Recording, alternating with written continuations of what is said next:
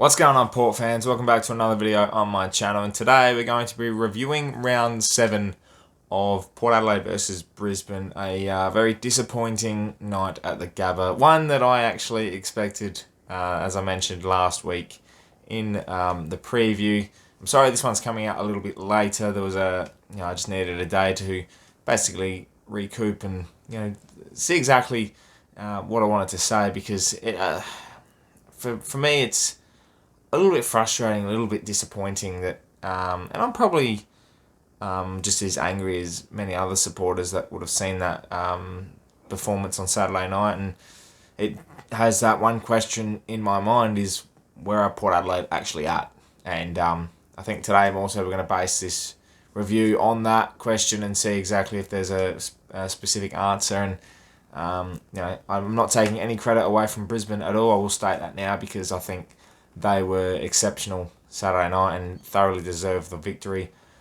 And I think overall they had the wood on us from the get-go, and it just looked like it was going to be a pretty disappointing night overall from the outset. And yeah, I'm disappointed, but I think Brisbane deserve as much credit as we do deserve the punishment of being the team that we were on Saturday night. So let's review round 7, and let's see if we can get some answers from what was a pretty insipid performance. I don't know where to start. There were very few performances on the night from individuals that I think deserved credit.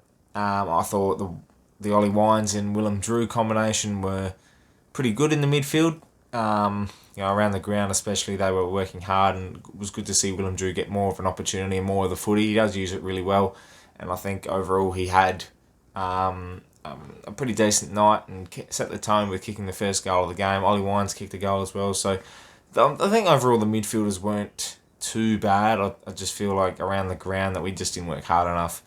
We were disappointing at the contest, and just overall outplayed, outbeaten, and it was just watching the game.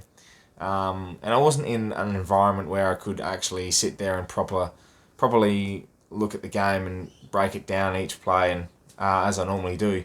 But I think looking at it from even just vividly watching, it was just disappointing to see that we just didn't take our opportunities early, and it's been the story every single time we play at the Gabba. We don't take our chances early on, and we just fall away from the game. And from the outset, I mean, Brisbane kicked the first goal, we replied back.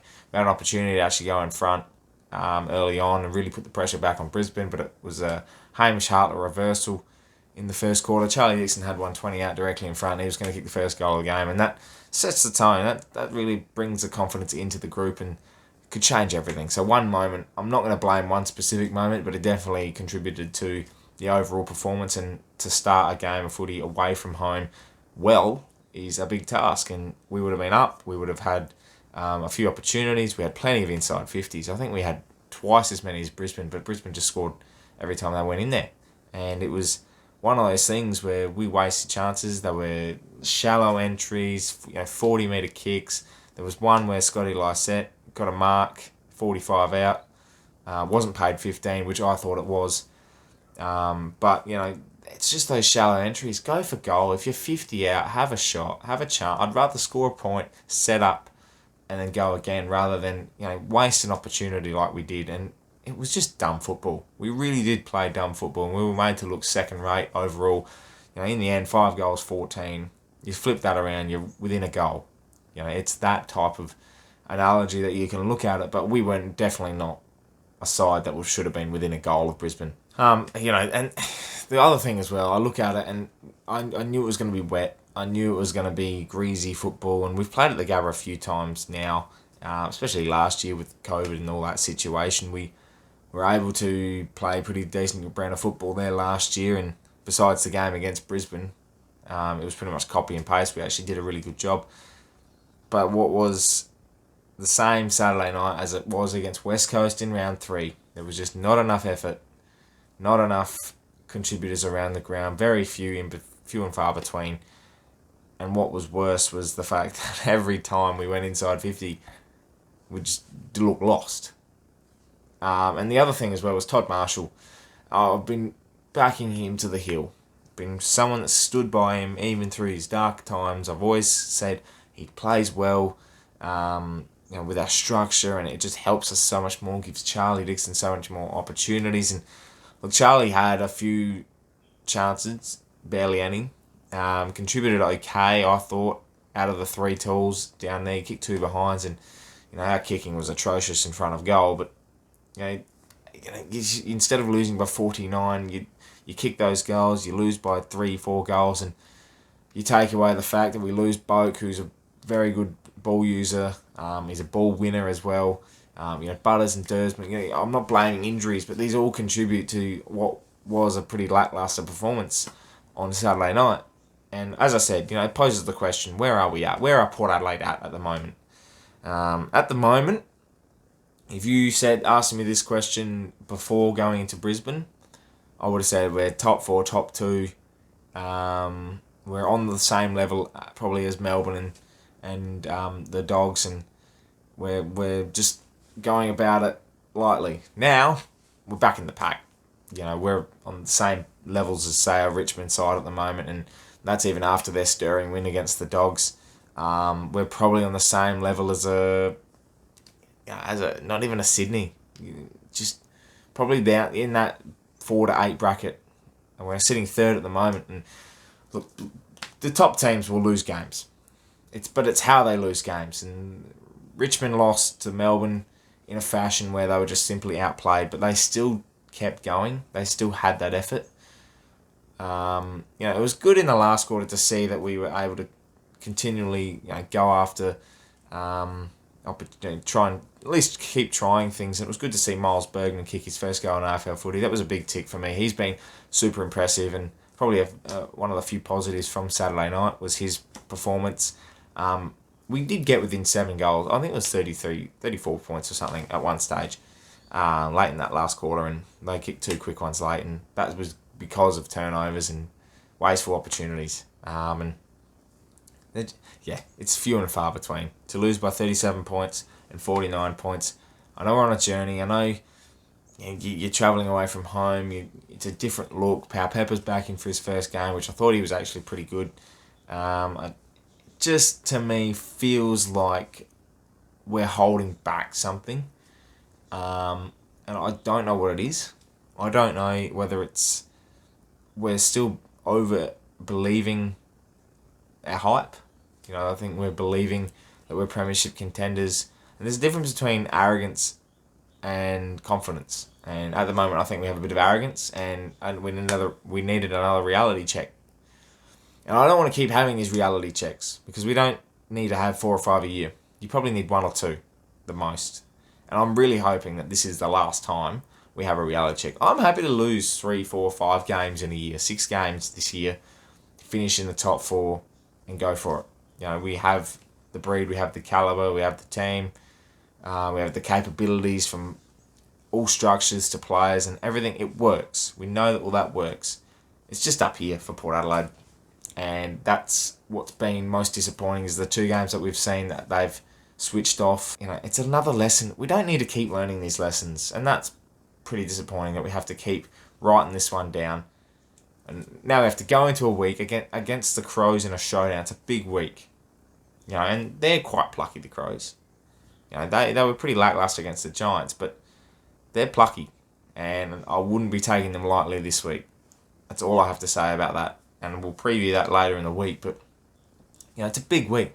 It's a good week to get a response. I think that's a positive. We always do seem to respond pretty well. And if we can come out next week, respond really well, and set the tone and really make a statement as such, I think that will help going into the last few games before the bye. Because after that we've got the Dogs, and then we've got Collingwood, and then we've got Fremantle, and then we've got a bye. I don't think I'd be wanting to lose any more games going into the bye.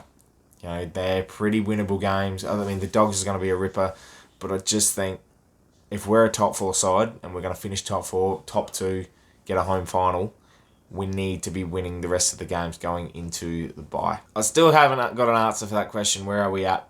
And at the moment, I think still it's too early to tell. I'm not saying too early to tell in that I'm not sure on form. The win against Richmond really states that we are not flat track bullies. I think we are bullying ourselves, if that makes sense. We're beating ourselves up too much, looking for a response. We lack a bit of that leadership, that positivity, and I think there's too many passengers at the moment when it comes to playing these types of games. And we do seem to crumble a bit under the heat of the pressure. Players like Woodcock, players like Mays, there's a couple of others in the Todd Marshall.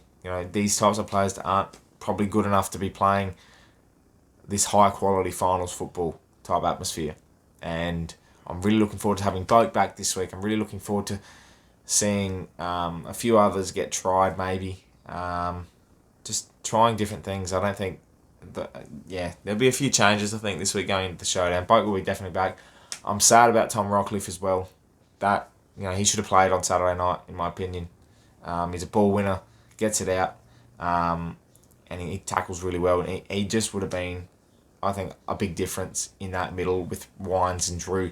Would have really helped, but that's it. That decision's been done. Unfortunately, he's got a serious knee injury. We don't know the extent of it, but it's not looking good. A medial, possibly the ACL, not too sure. So hopefully, fingers crossed, he's going to be on the good side of that. But yeah, a pretty disappointing night in Brisbane, and only way from here is up.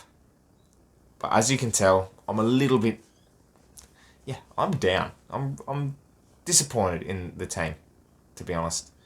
I don't say that too much because I know it's round 7, it's too early, but you just get that feeling of, you feel confident. I was feeling confident, and then they bring you back to earth, and a bit of insecurity starts to settle in. Oh shit, what if we lose the next 2 or 3? And then I don't want a repeat of 2018 where we go into round 16 in the top 4 and then fall away and don't make finals. I'm scared. That this team has such an effect on so many people that we're scared of something happening. It's Port Adelaide. We're like, it would be Port Adelaide if we did this. It would be Port Adelaide if we did that. I want to go into a game with the confidence of a Richmond supporter. And I'm not saying I want to be one, but I'm just saying, go into a game of football full of confidence. And if we lose, we lose. But I know we're going to come back next week and respond, which we have to do. Simple as that. Let me know in the comments below what you're thinking, Port fans. Round 7 review. Give us your comments. I want to hear and see what you got to say, because I think it's a very interesting discussion at the moment, and a lot of people on social media and stuff like that have their opinions, and it's good to see. There's still that positivity. We're not absolutely bagging anyone. We're not blaming anyone particularly. We're just disappointed and frustrated that these performances are coming out. So let me know what you guys have to think about that. Make sure you subscribe to the channel if you're new for plenty more Port Adelaide and AFL content coming your way. Check out my latest podcast of A Less Is More as well. That is out, so give that a follow if you could. That would be really appreciated. It's in the description below as well. My name is Anthony, and as always, can't ThePear.